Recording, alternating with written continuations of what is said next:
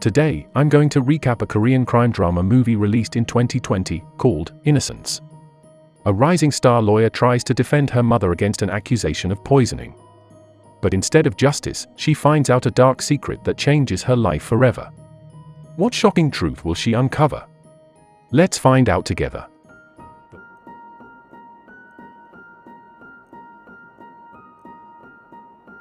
The movie starts with the town's mayor, Chu, entering a house where a funeral party is being held. Mayor Chu sits with a group of men who thank him for all his hard work to bring prosperity to the town's people. They all drink some Korean rice wine. Mayor Chu comes to say his condolences to the wife of the deceased, Wa, but she's just absent-mindedly singing a song. The late man's sister scolds Wa and asks why her hotshot daughter in Seoul isn't coming to her father's funeral. Not accepting her daughter being disrespected, Wa goes rampage on her, with guests trying to separate the two.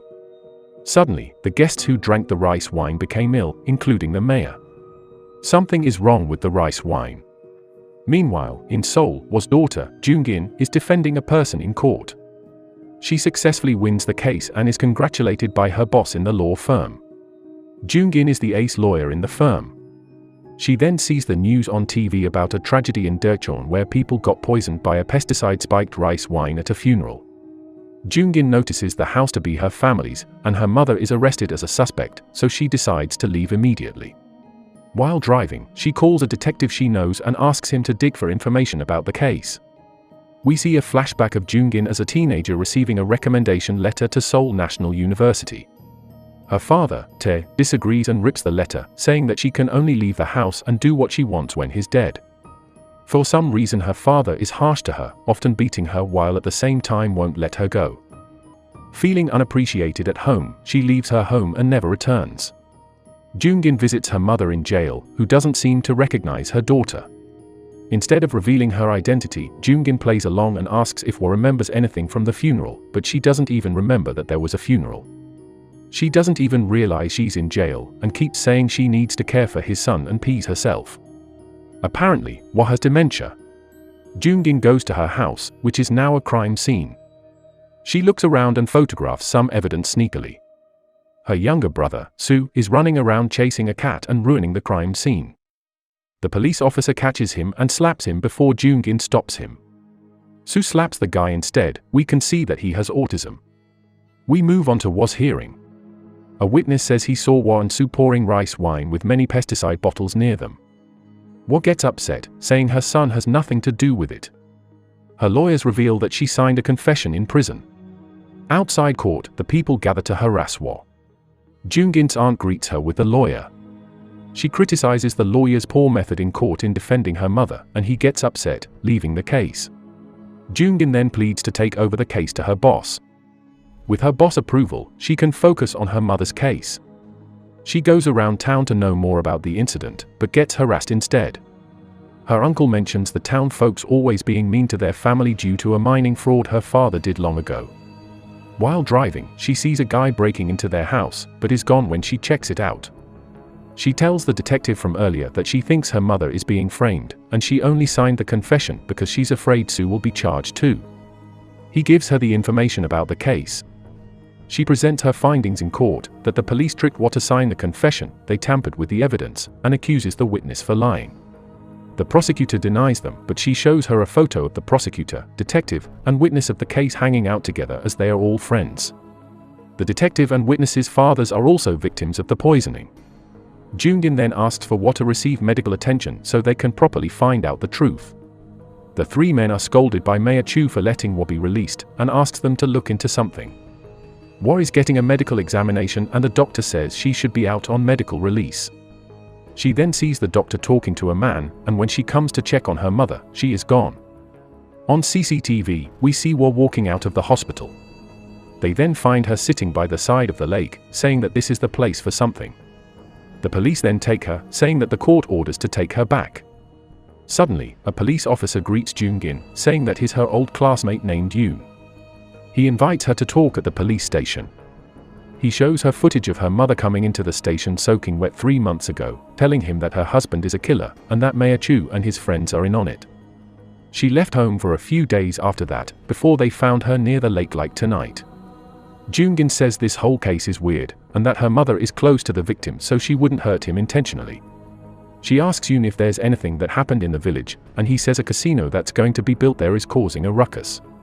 Apparently, Mayor Chu is giving the casino owners a permit if they pay him well so he can fund his campaign to run for governor.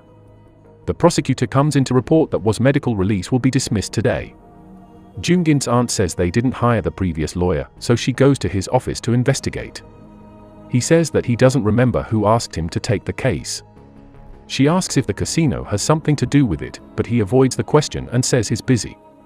When Jungin leaves, he calls the mayor to report their meeting, but apparently she is recording the call with her phone that she pretends to have forgotten. She connects the clues to Mayor Chu and goes to the family house to look for more clues. There, she spots footprints and is ambushed by a man hiding in the house. They fight and she gets knocked out, but his lighter drops. She brings it to the detective to look for fingerprints, as he could be the suspect. The detective dismisses her, saying that he's out of the case because of her. Instead, she asks Yoon to investigate the footprints, and Yoon promises to find him. Jungin and Soo attend one of the victims' funerals. There, a man approaches Soo, taking his phone and trying to transfer the data when Jungin comes.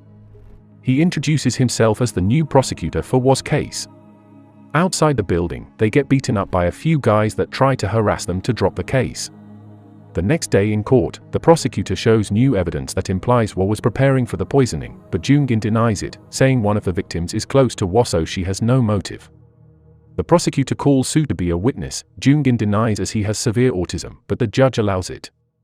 At home, Jungin watches a video of Mayor Chu coming to their house before her mother gets sick. Soo says he's a bad man, and then she teaches him on how to be a witness, telling him to follow her cue in court. In court, Soo is being questioned if he's the only one who poured the rice wine like shown in the CCTV footage. He says he doesn't know. The prosecutor blocks the cues from Jungin, so Soo finally answers yes before panicking. Wa also panics, screaming he is innocent and that she did the poisoning before she passes out and gets taken by an ambulance. Meanwhile, Soo is taken by the police due to his confession. Jungin threatens the prosecutor and promises she'll prove their innocence. She starts taking note of her mother's dementia progression and sees that the mayor is running for governor.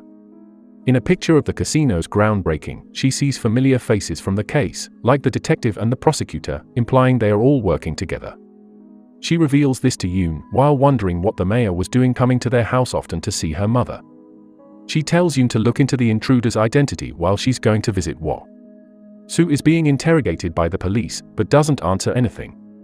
Meanwhile in prison, Wa is being told by the prosecutor to pretend that she is the killer in order to keep Soo safe.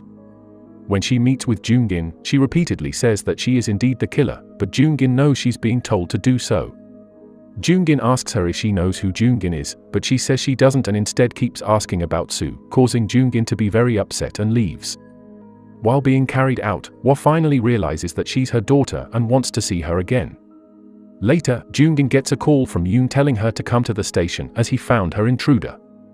The intruder is being questioned by the police while the prosecutor suddenly appears to take the home invasion case as it relates to Was case. She meets with Yoon outside, and they see the police immediately releasing the intruder.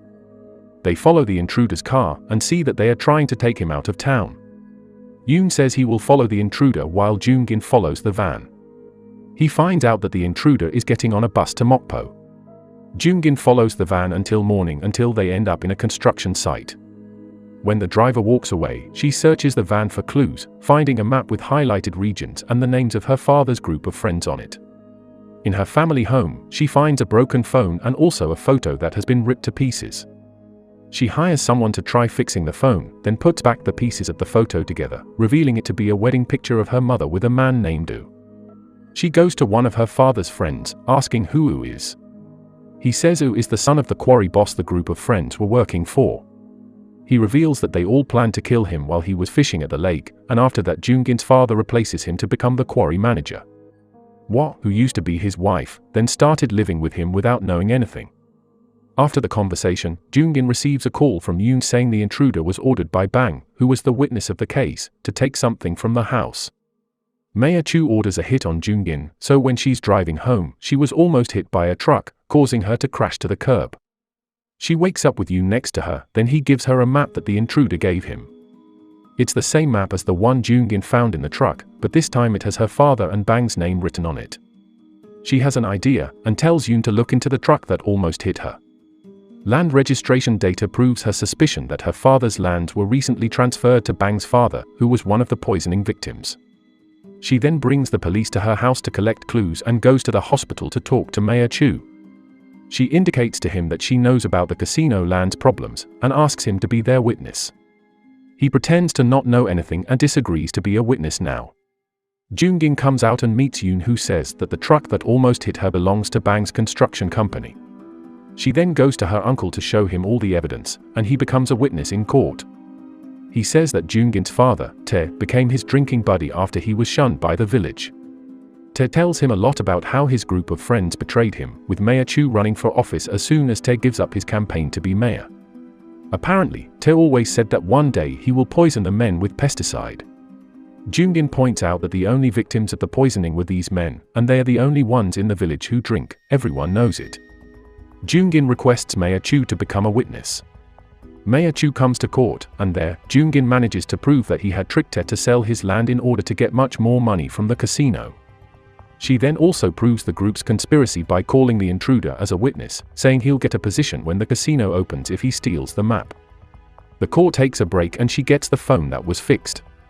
There, she sees Tae saying that War is poisoning his food because she found out about their murder of Woo. Jung-in confronts her about this, and she finally confesses to poisoning everyone, including Tae.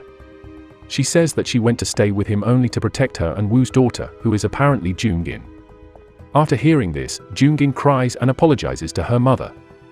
In the next hearing, Jung-in manages to expose all of Mayor Chu's schemes in a public hearing, including that the mining fraud was also his doing, causing the villagers to be upset at him. She then suggests that the culprit of the poisoning is actually Tae, who asked Soo to give them the rice wine at his funeral party. Jung-in proves once more that her mother is incapable of murder because her dementia is so bad, she can't even remember her own daughter. With all the evidence, the court decides that War is not guilty. Jung-in cleverly crafted a lie based on the irrefutable evidence to save her mom despite being actually guilty. The movie closes with Jung-in and War sitting together by the lake. Sometimes life hides a shocking truth somewhere deep in the past. Jung-in's mother is a victim in this situation, but do you think Jung-in's decision to cover the case and blame it on her dead stepfather is an ultimate justice? Let us know what you think in the comment section. Don't forget to subscribe and like the video. Thank you for watching, and as always, see you next time.